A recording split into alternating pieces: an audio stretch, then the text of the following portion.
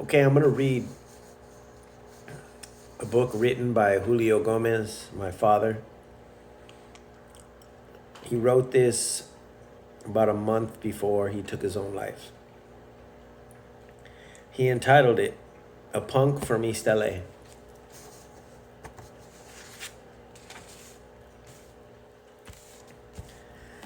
This is a vast and amazing world in which we live. So many individual life journeys can be told. This is just one. My name is Julio.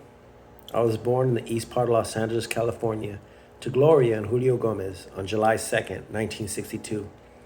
And since Julio is July in English, and a father named Julio, Julio Jr. or Julio II was a done deal as far as names go. I was the youngest of three boys. We lived in a nice little house, a house which I later learned was purchased with drug money. You see, my father was a heroin dealer, and as you can probably guess, this did not make for a pleasant home. As many is the case with dealers, my dad became a heroin addict and would oftentimes beat my mother. When I was 6 months old, my father was arrested for drug dealing and went to prison, never to return to live with us again. After about 5 years, he was released from prison. I remember him coming over a couple of times, but these were not pleasant visits. Once when I was about 5 or 6, I walked home from school and found my mom laying on the floor unconscious.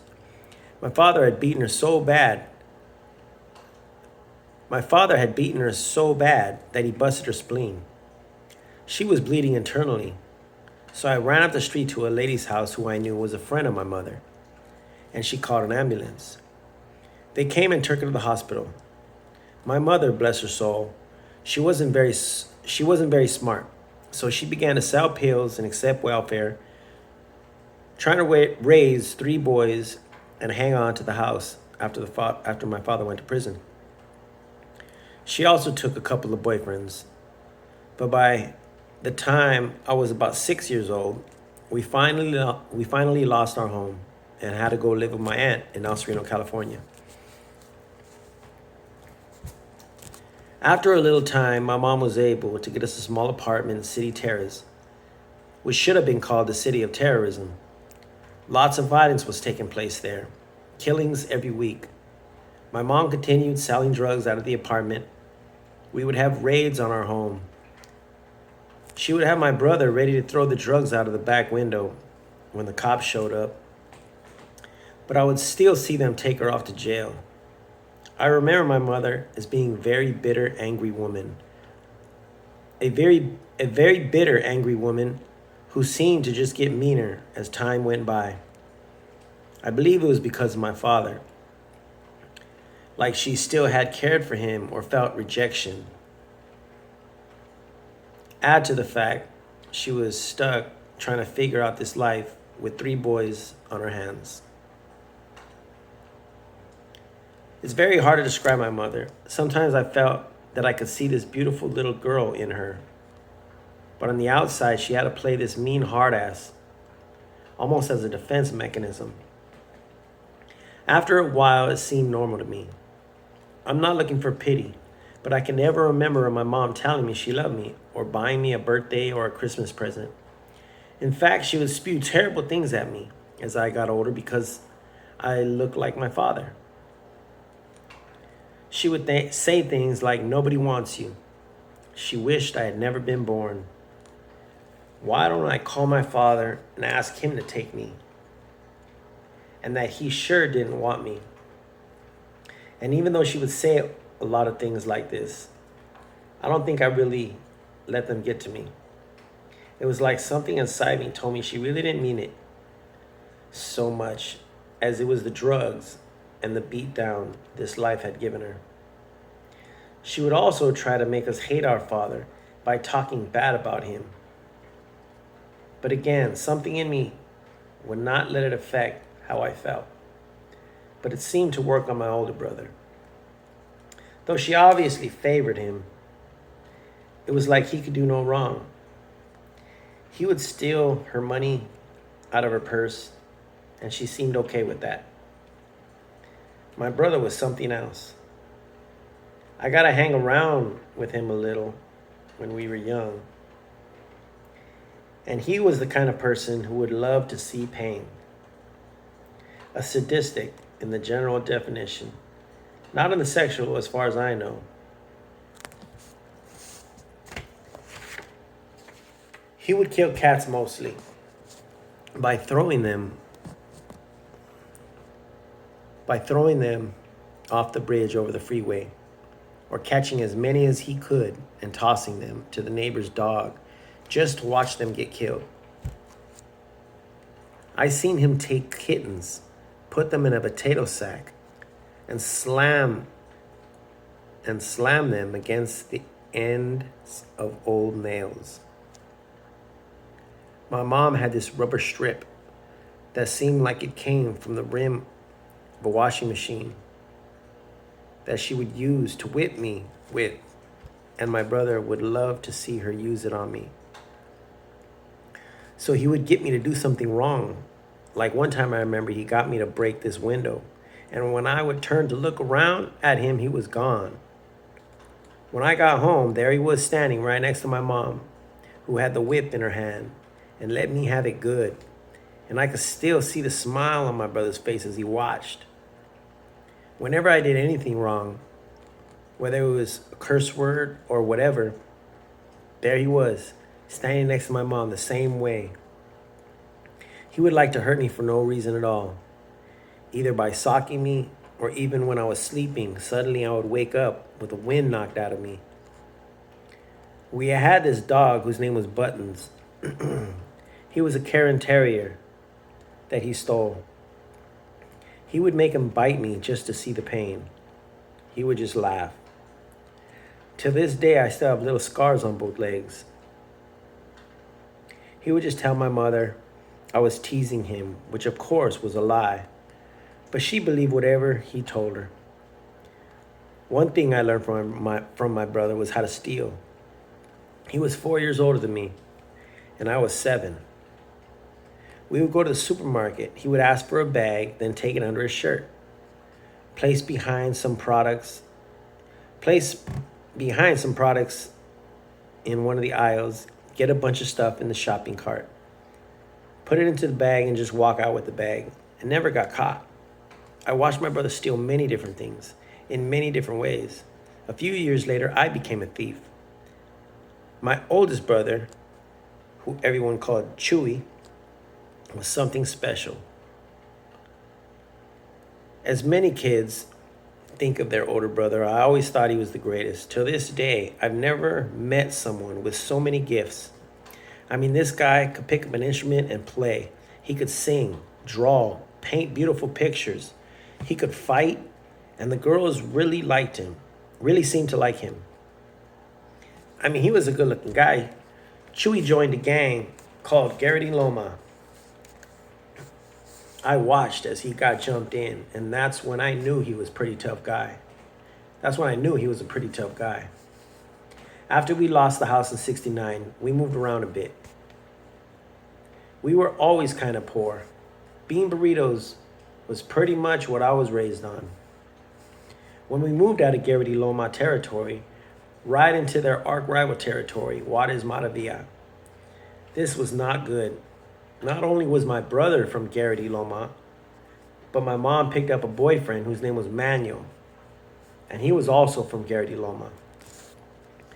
Now, right after the giant earthquake of '71, which I never forgot, for I was positive the world was ending, my oldest brother, just asking for trouble, he would tag up in this neighborhood with Chewy Loco, Manuel Loco, Garrity Loma, in big, bold letters.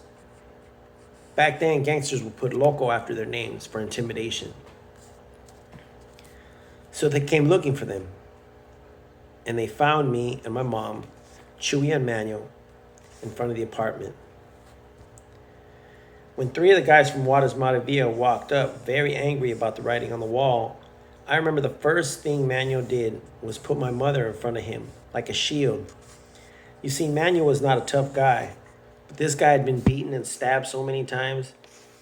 He has steel plates in his head and scratches on his body to prove it. Even Chewy previously had busted his head open with a baseball bat for stealing for stealing from my mother. And boy, there was a lot of blood. Manuel just couldn't be killed. Chewy had just gotten out of jail, and he had a little muscle on him.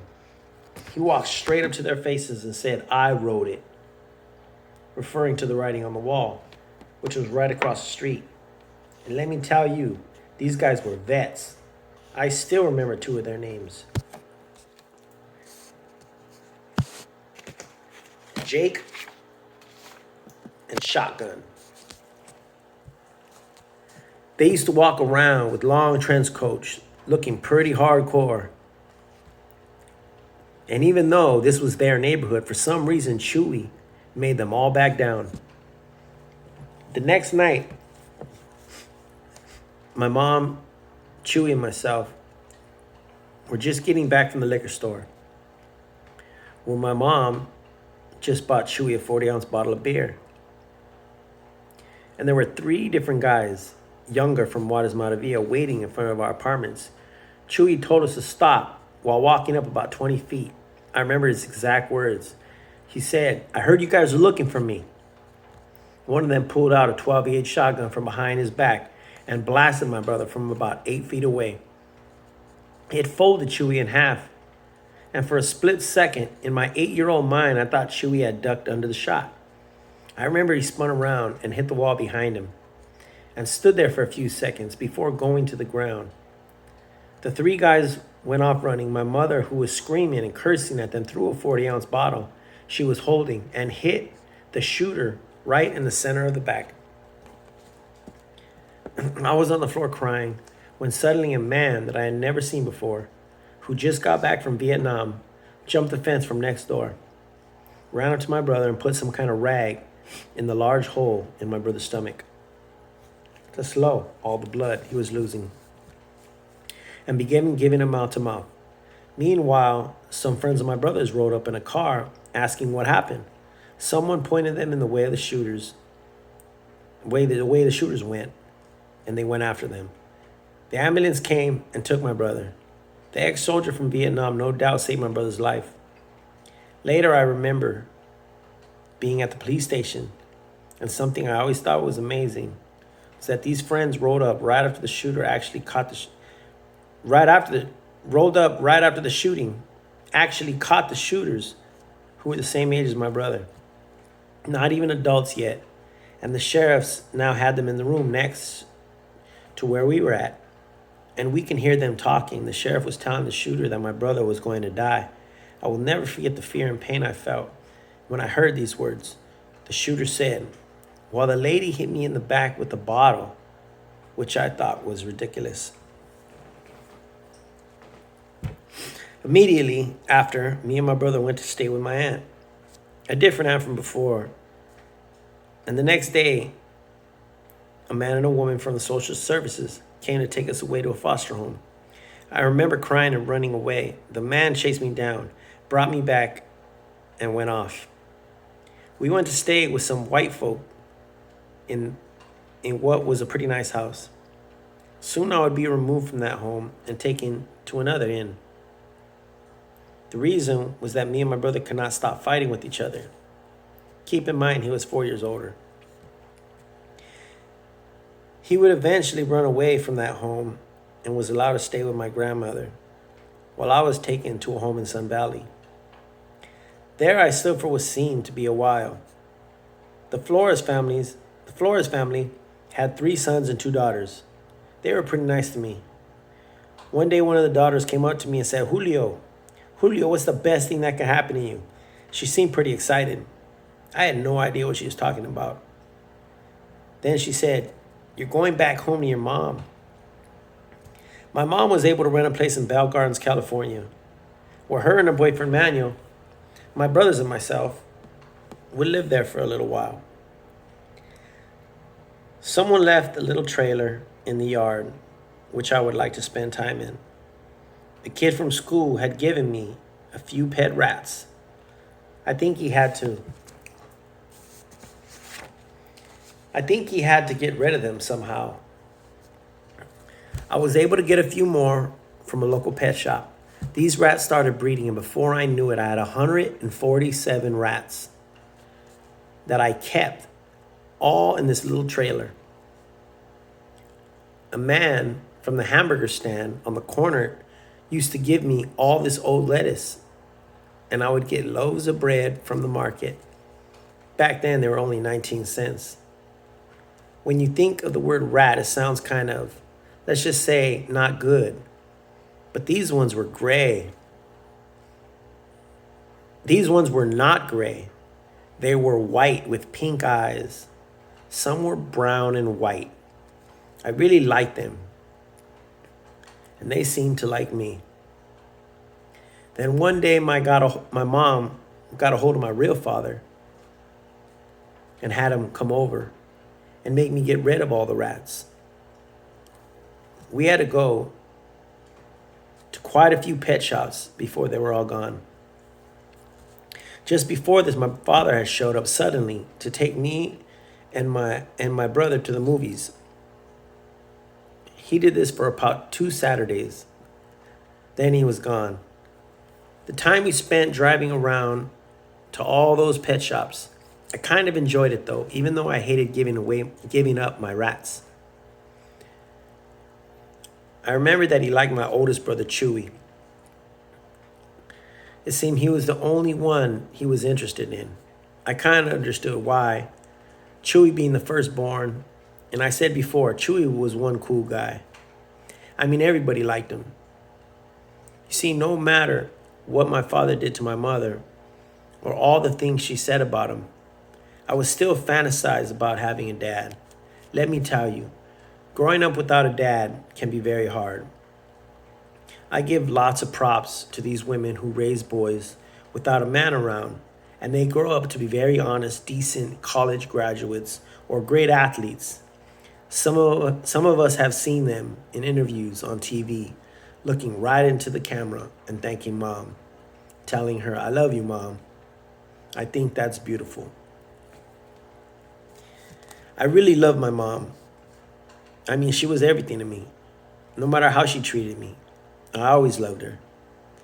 The truth is that ever since I can remember, she both sold drugs and did drugs. I later learned that before my father went to prison, he used to beat on her so much she would wear glasses to hide the black eyes. Back in those days, a man could beat on his wife, and the cops would never do anything about it. Many of us have seen the story of OJ and Nicole. This is one thing I can say. One thing I can say is it took something this horrible to finally make a change in our society. Now the jailhouses are full of men arrested for domestic violence. Women are finally getting the protection I wish my mother had gotten.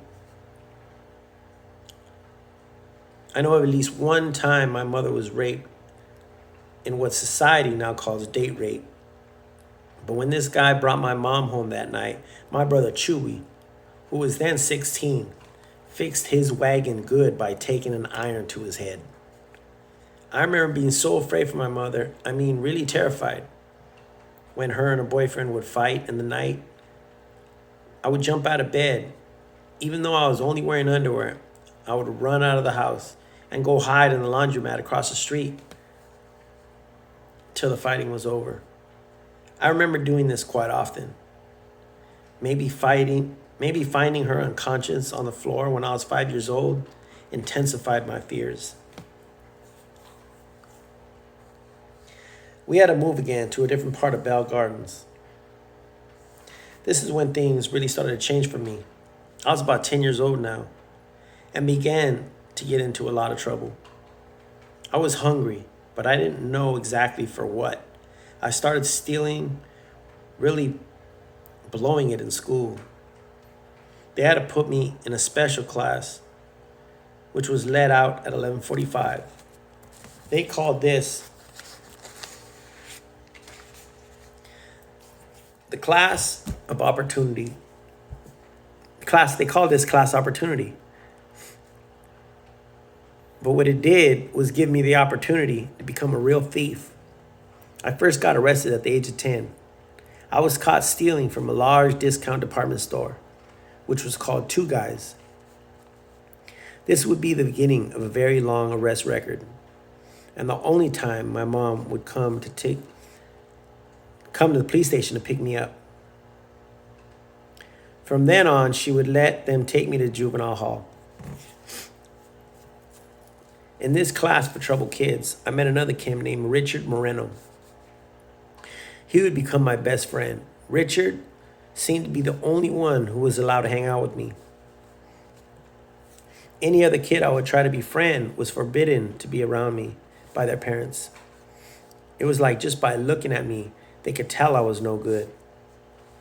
It was kind of sad when you would hear, my parents said, I can't hang around with you. But after a while, you just get used to it. Me and Richard became partners in crime. And what we started doing was, since we were getting out of school at 11:45, and since many people were at work or school till at least 3 p.m., we started breaking into their houses. And since we were so little, nobody really thought it suspicious or called the cops while we were knocking on doors or going in backyards. Sometimes we were breaking like 2 or 3 houses a day. We really didn't know what to take, being so young, but we would find guns, 22s, 38s, and 45s. We wouldn't take rifles, and though we never used them, we thought it was cool just carrying them. My mom knew what I was doing, but as long as I was bringing stuff home for her, she didn't seem to care. Whether I got suspended from school, they would take me home, and that's when I knew my mom was going to let me have it. She would use whatever she got her hands on to hit me with. I would always end up bleeding from my head. I started hanging around with people who sniffed paint to get high. You see, that was the thing back then. Either that or sniffing glue. It was a cheap way to oblivion. I found myself spending a lot of time on the streets. I could basically stay out as long as I wanted. My mom didn't even care whether I came home at all. I couldn't have been more than 11 or 12 when me and Richard got jumped into a gang called Arizona Maravilla. Richard was now Boo Boo, and I became Bosco. And boy, did we tag up Bell Gardens. To tell you the truth, we became kind of famous. We both were catching cases for burglary and carrying deadly weapons. I even got arrested for carrying nunchucks. You see, in 1973, Enter the Dragon with Bruce Lee was a very popular movie, and we would make our own nunchucks. But I was so young that my sentence would be doing time in foster homes. I would wait in juvenile hall until one was found. I never seemed to last in any of these homes for running away or some other reason I can't really remember. When I would get to come home again, we always had a different apartment. Once I came home, we lived back in East L.A., where I attended Hollenbach Junior High. I began hanging around with these guys from a gang called White Fence. And though I never got jumped in, this was the gang I now claimed. I was just a punk on the streets of East L.A. I got busted for stealing again and again, and the judge sentenced me to what he called suitable placement, which just meant another foster home. But this time, I was allowed to go home till they found a foster home.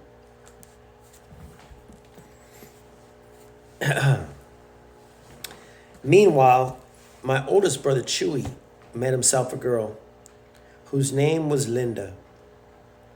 She was part of a very rich family called the Ventis. Her dad, Mr. Venti, a real estate tycoon. Her parents strongly forbade her to see my brother. But as it happens in many cases, she ignored her parents' wishes and would eventually marry my brother. Soon, Chewy was accepted by her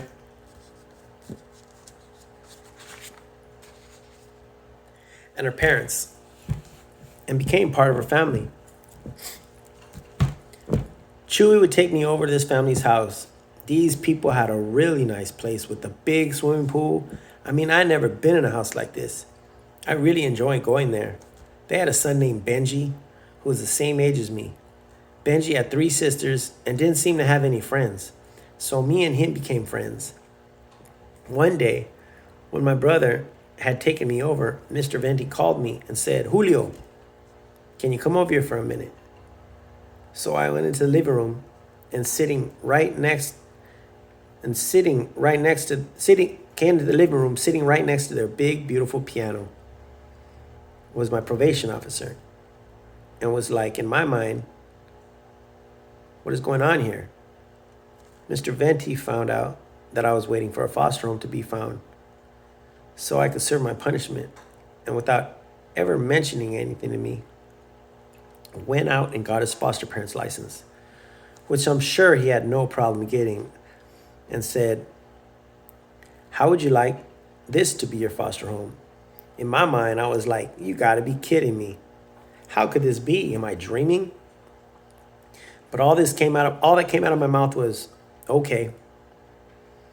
After my life had been going to this point, this was like heaven.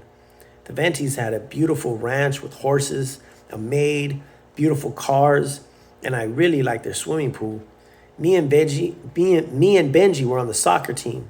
We're on a soccer team.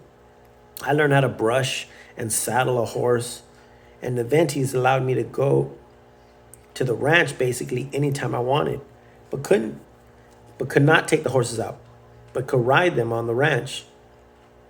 I fell in love with horses, and to this day, one of my goals in life is to buy a ranch property and buy my own horse.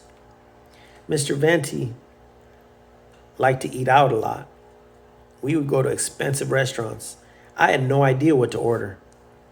I would just say, "Could I have a hamburger?" Mr. Venti would just have the chef make me one.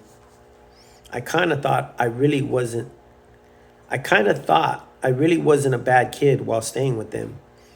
I mean, I never stole anything or told lies, never tried to get high. I mean, I had a little trouble in school, but that was about it. I felt like living with the Ventis was like a dream. Cadillac, big motorhome, sports cars. These people were rich. But like most dreams, you eventually have to wake up. One day I was riding one of their bicycles to the store, and right there on the street was a wallet. I quickly picked it up, and there was like $100 in it. This is where I start to slid back. This is where I slid back a little. I kept the cash on the wallet and took everything else out of it and threw it in some ivy. After a few days, I misplaced the wallet and appeared too desperate in looking for it. So Mr. Venti picked up on this and snuck into our room in the middle of the night and got my wallet, seen the cash, assumed I had stole it, and woke me up and said, "Julio, tomorrow I'm taking you to juvenile hall." I immediately started crying and told him I didn't steal the money, that I had found it. My foster brother Benji, still half asleep, must have been thrown for a loop as to what was going on, still in the stagecoach, which is what we slept in, just a fancy type of bunk bed. Me and Benji were becoming pretty tight buddies. I told Frank how I had found the wallet in the street, and I guess he started to believe me because he asked me where I found it. So I told him, and the next day we went knocking on doors to see if anyone had lost a wallet.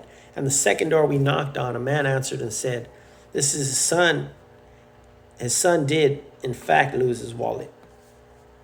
Mr. Venti repaid the man for the missing money, which I had to work off by washing the family cars. What really brought this dream to an end was the fact that my brother Chewy, who was an alcoholic and also liked to smoke angel dust, which was mint leaves sprayed with PCP, started acting really crazy with his wife Linda, threatening to kill her. Was just one of many issues. I know he came home early from work one day and caught her with another man. He had beaten this guy up pretty bad. Linda ended up leaving him, and things were getting pretty ugly. Chewy was not able to deal with this very well at all. The Ventis wanted Linda to be completely free from Chewy.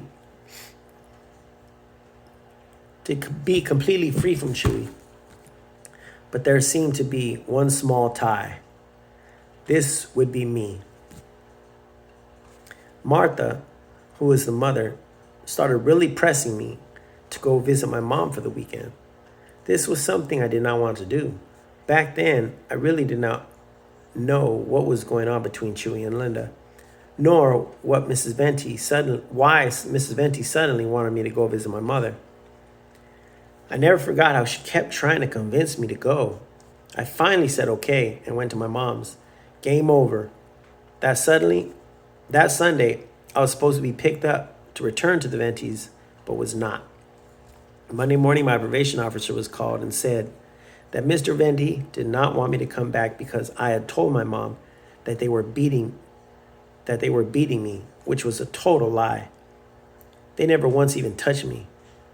But this was the best Mrs. Venti could do to cut the tie. This was real painful, and now my probation officer was coming over to take me to juvenile hall till another home was found. I did not realize that I was going back till she arrived at our apartment. Fortunately for me, she was a woman, for I was able to muscle my way past her with my skateboard in hand and the clothes on my back. I ran down those stairs and I was gone. Hard times were ahead of me, but to me, anything was better than juvenile hall.